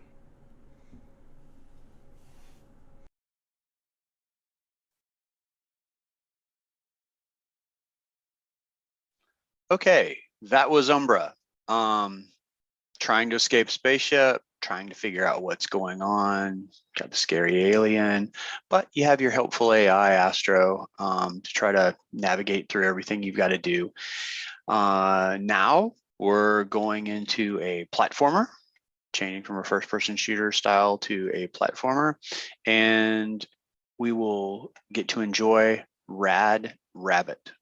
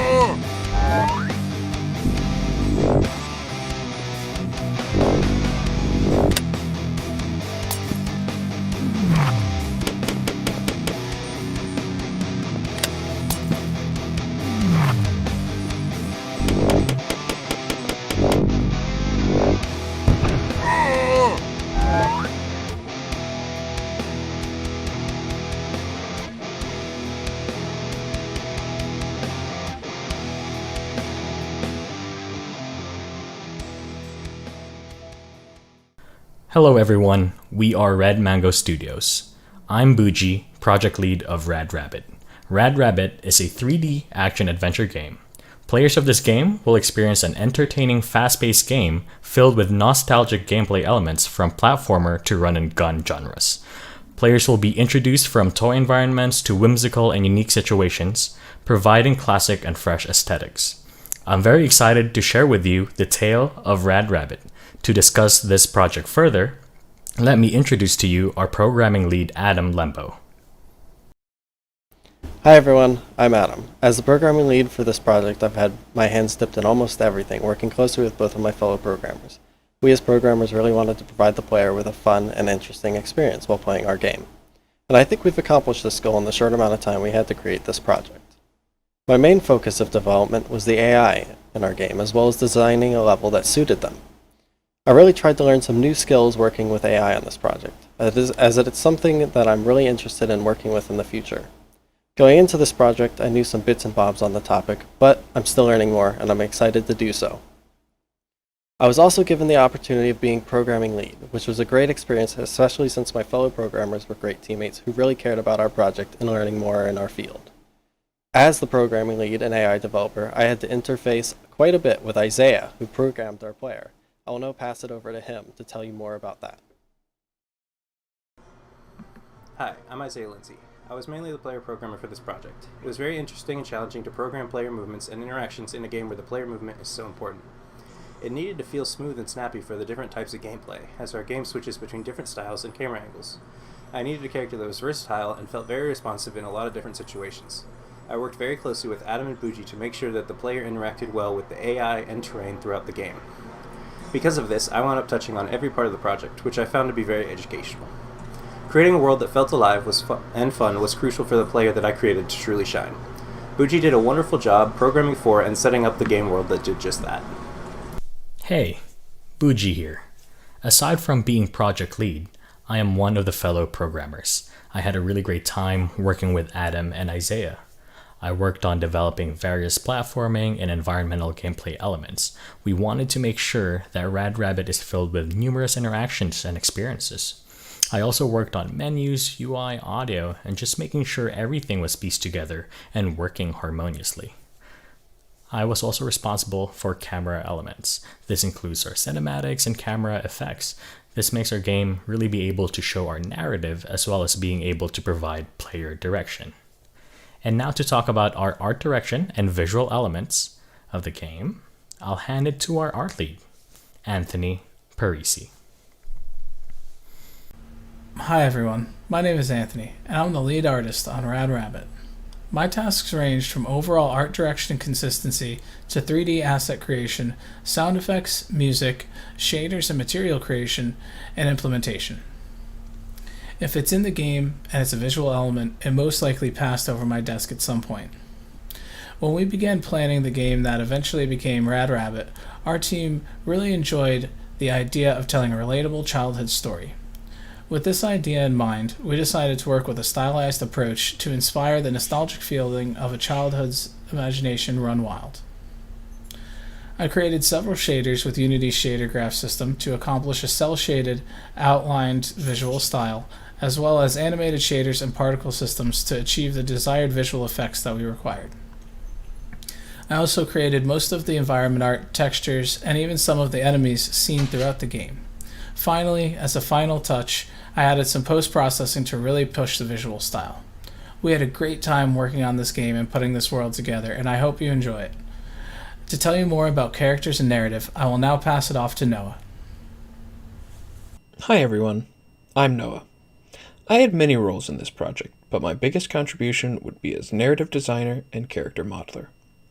As narrative designer, I conceptualized many of the characters and their relationships, as well as the main storyline. I worked closely with other team members to ensure that the story progression aligned with the level progression and level design.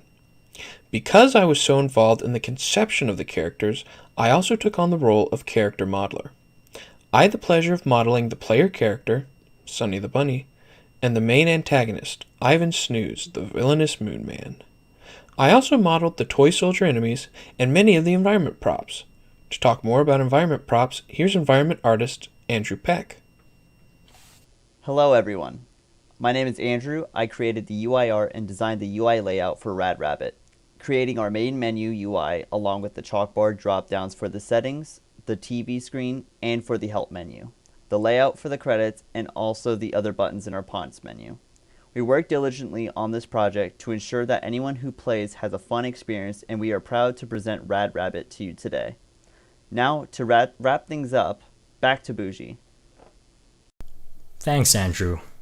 Well, that is it from us. I hope you had as much fun watching our presentation as we did developing Rad Rabbit. To find out more and play our game, check the description below to find our website. You will also find a link below on a live stream on where we will be taking an in-depth look at our game, which begins directly after this.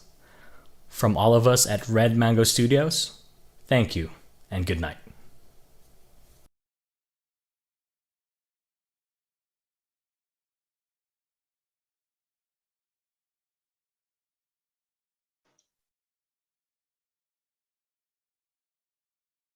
Okay, that was Rad Rabbit.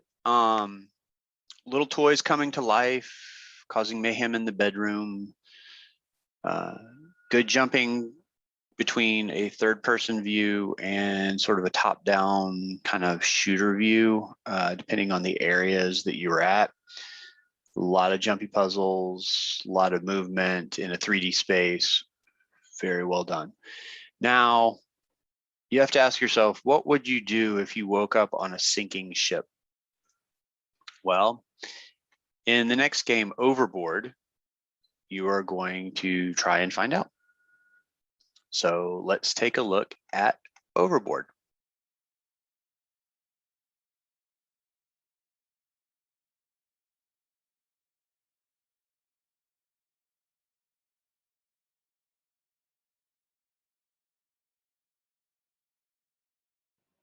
We are Neurotic Bear Den, and we want to do a puzzle game based in the early to mid 1900s.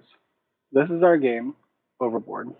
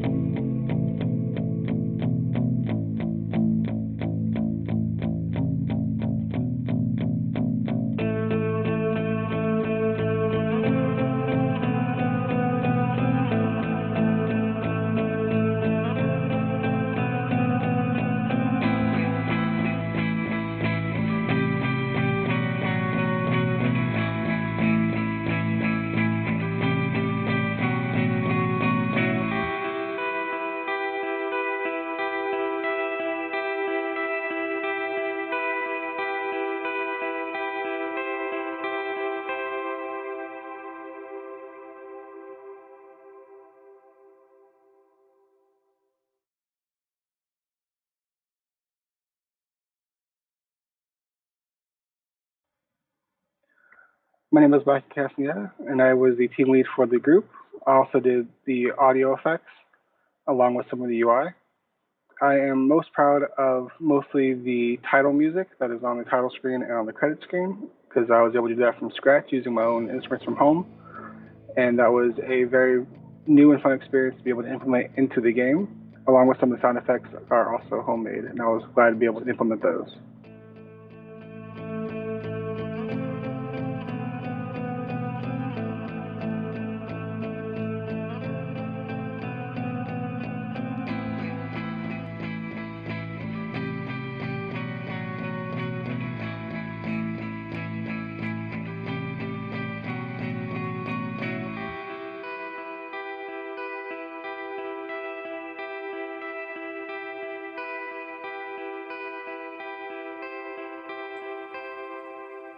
Hi, I'm Chris Ingram. I was the lead programmer for Overboard. My main responsibilities included doing code review for my teammates, managing the GitHub repo, and prioritization of tasks for the programming team. I was also the creator of the Steam pipe puzzle. I maintained an overview of all the different parts of the code base so that when team members came to me with issues, I was able to utilize that knowledge to help them solve integration issues.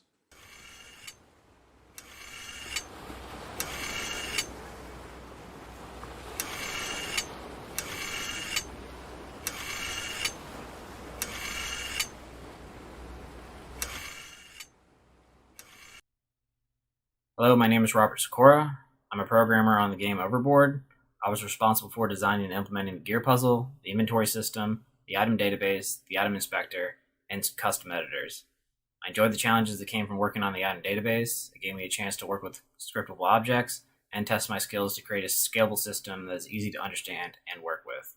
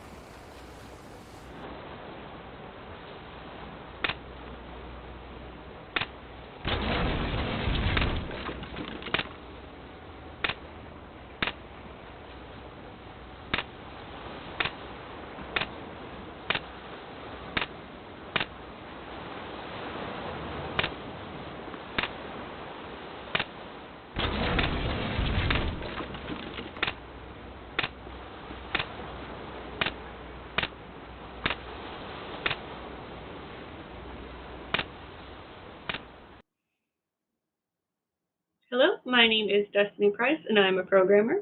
I worked on the player movement, camera controls and transitions, player feedback, and I did some animation. I had a lot of fun applying what I learned so far and conquering the challenges of learning new techniques as I go. I am really proud of what we accomplished as a team. This project was definitely a challenge, but that's what made it so fun.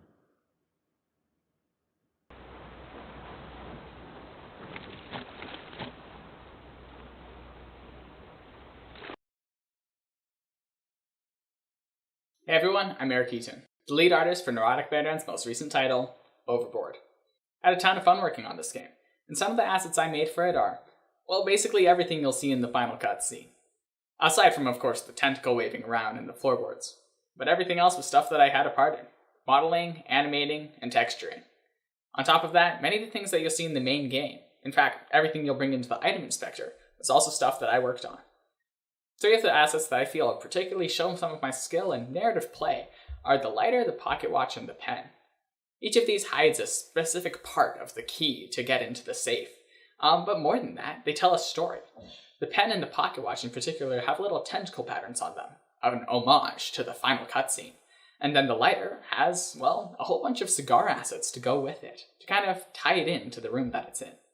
On top of that, some of them have little hidden features aside from those. The pocket watch actually tells time if you look at the hands closely, and the lighter, if you click on the top of it, bursts into flame, just like it should. I'm really proud of those, and I'm also proud of the level design that we did. And then the last thing is the production plan, the thing that really helped it happen behind the scenes. I worked hard with Eli to make sure that our assets were made in a timely fashion and in a robust way that would stand up to industry standards. And in the end, we got some pretty good results.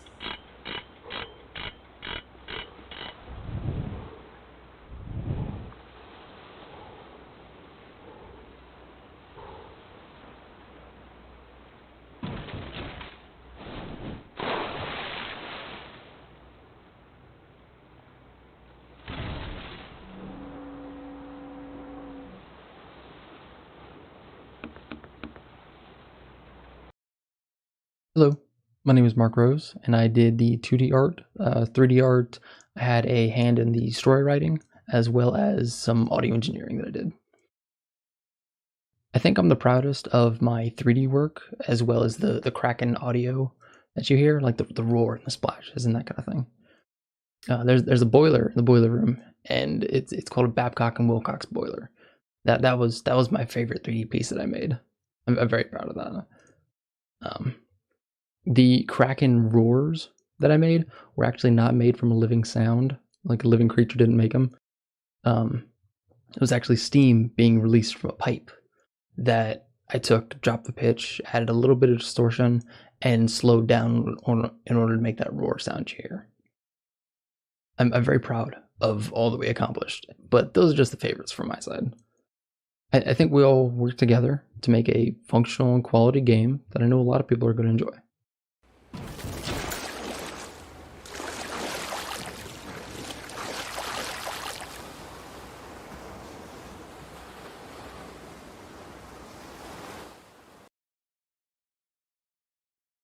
Hi, I'm Eliza Telkamp. As environment artist on Overboard, I have modeled many of the ship's interior models, such as modular walls and doors. Other notable objects that I have modeled would be the toilet and suitcases.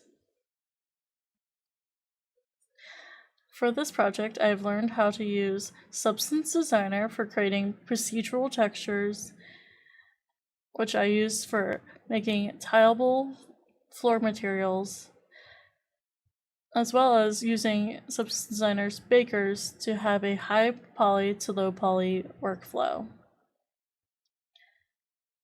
Additionally, I've learned how to use Unity's shader graph to create my water material that is seen throughout the game. This was Neurotic Bear Den. Please check the link in the description for our website, and please download our game. And stay after the stream to watch us stream. Thank you.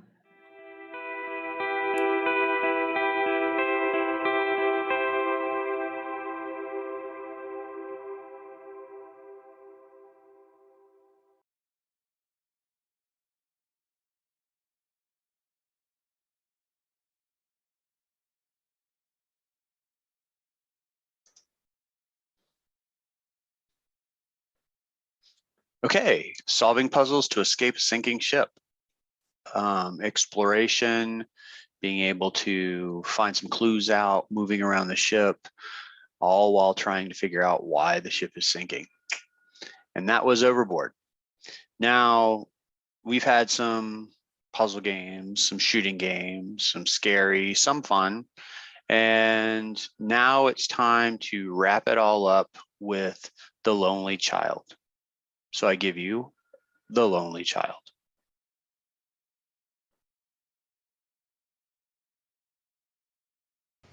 Hello, Wake Tech. This is Duck Noir presenting Lonely Child. My name is Zach.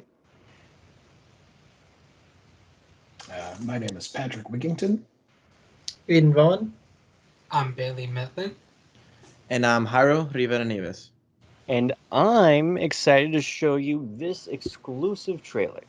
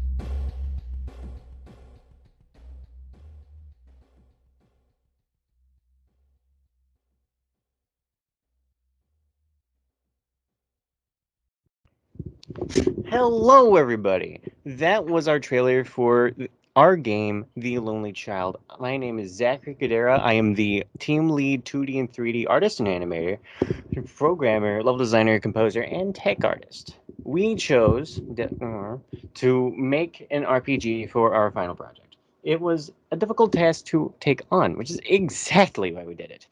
To prove our worth as developers, programmers, and designers. Art direction wise, we are Tim Burton and Don't Starve inspired. Dipping into 2D sprites on a 3D background, we did this as a means to not only give our game a unique look amongst competitors, but also to throw back to aforementioned games such as Don't Starve. And, a cool note, to cut down on development time. We don't have to rig character models, so we have more time to allot to other stuff. We used to use simple planes for our white boxing. We realized pretty quickly that that was not a sustainable way to handle level design or asset creation. So we pivoted and switched to a modular asset pipeline using modified planar maps, onset assets, to easily allow for tileable textures, aka things went quicker and smoother. I personally wrote full documentation on how to create and use such assets, and the resulting levels looked better, played better, and felt better to create and modify. Ultimately, that was a really good move on us, I believe. I do wish we had more time. We have a unconventional and very neat concept for our combat system, and I do wish that we had time to prototype it fully and plan out our asset pipeline around said prototype going forward. That would have made things smoother and less stressful. Ultimately, I feel we ended up having a very nice exploration-based RPG, and I'm proud of the work that I and my team have put forth making said RPG. That being said, I would like to hand the mic off to Patrick. Hello, I'm Patrick Wigington, and I was the concept designer as well as 2D and 3D artist for The Lonely Child. This was a game concept that had been mulling around in my head for the last couple of years, and back in February of this year, I reached out to Zach about collaborating. We got to work on pre-production and creating a concept document as quickly as we could and worked on it in our spare time over the spring semester. When the summer session started, we quickly realized that the original concept of an orphan child exploring an entire village, hunting ghosts and searching for his friends was way too vast to accomplish in 8 weeks. So we pared it down significantly and had the orphan child exploring the orphanage itself over 3 distinct levels, hunting ghosts. As a 2D artist, I wanted to create enemies and designs that not only evoked Tim Burton style and early surrealist styles, but also creatures that look like something out of a child's art book. In essence, these ghosts could be drawings that the disturbed orphans had drawn in their nightmares come to life. In addition to the 2D art, I also helped write much of the dialogue for the battle sequences. Now, these battle sequences are pretty significant to the RPG, and the dialogue trees are very significant in the battles. So it was a really big challenge to create dialogue that was compelling and interesting for the player, but I think I succeeded with the help of a wonderful team. And with that, I'm going to hand it off to Aiden, who will talk to you about the process of programming the game. Hi, I'm Aiden Vaughn. I was the lead programmer. I was also the tech artist and provided assistance in various aspects of game design, sound design, and just overall design. Overall, I'm very proud of how this project turned out. Given the constraints that we had to work with, I think we did a very good job of making as much of a good game as we can.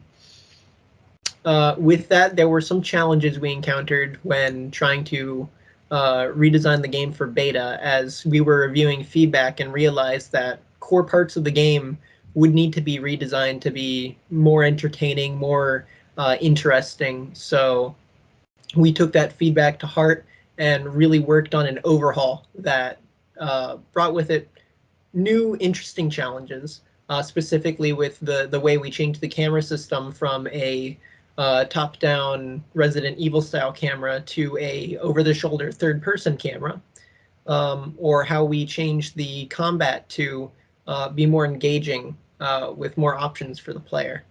I think these changes really improve the game and show that we really did put forth our all to try to make this the best that we can, given what we could do. So I'm gonna pass it on to Bailey. It was great working on this project. Hey, I'm Bailey Method, and I'm the 3D artist and level designer on The Lonely Child.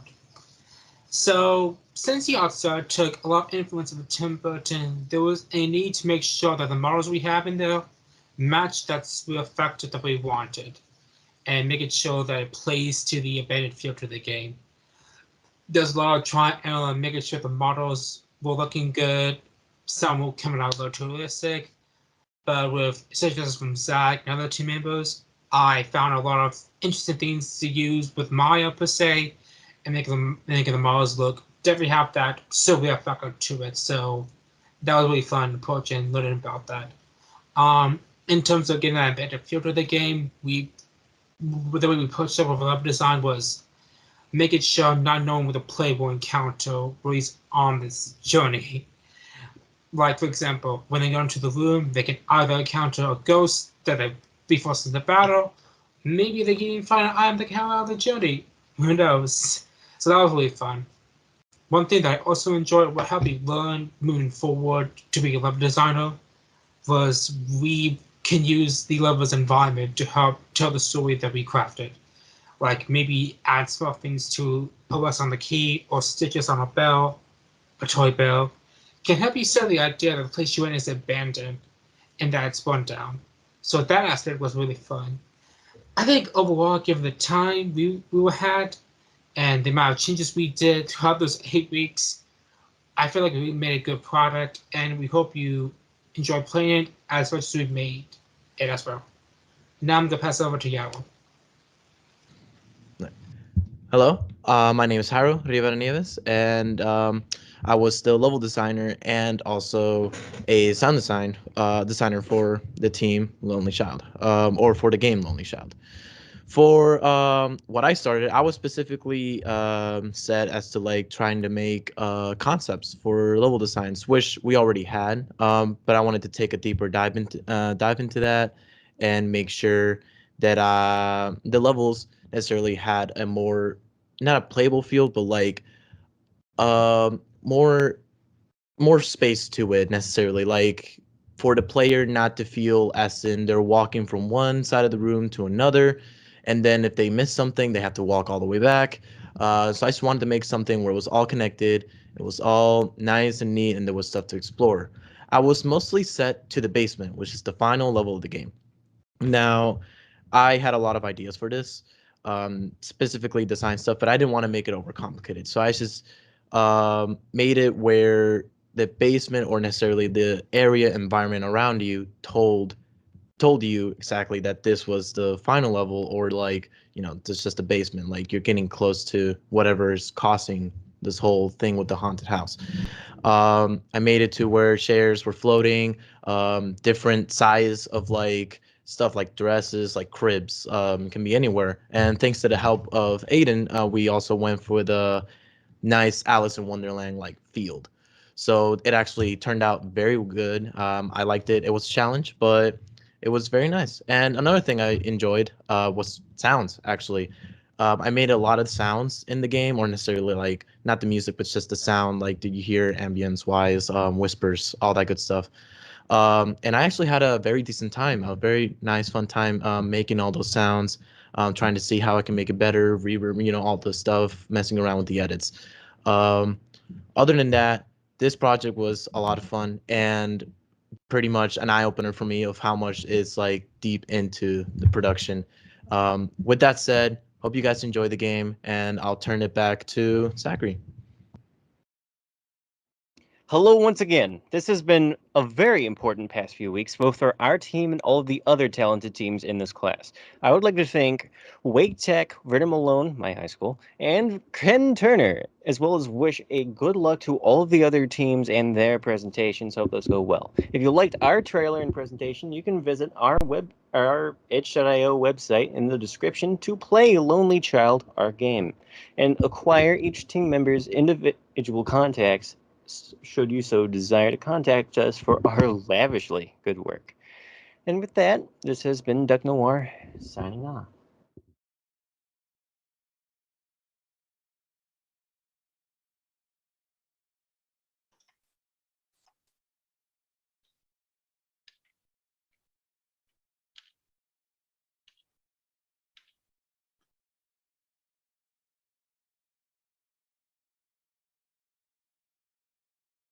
That was our last submission.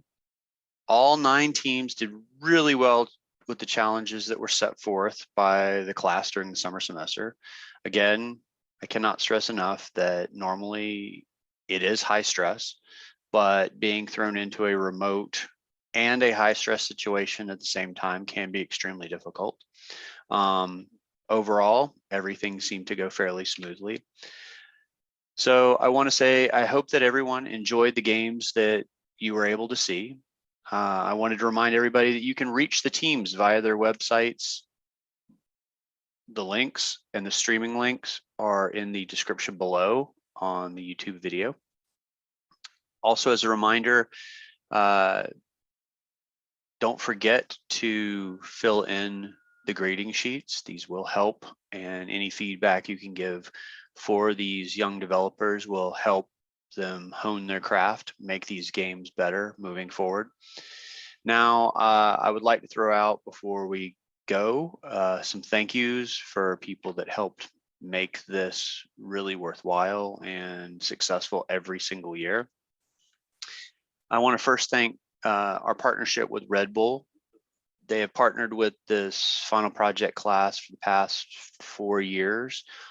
Every year we're expanding a little bit more and a little bit more. They provide feedback for the games. They provide all sorts of guidance.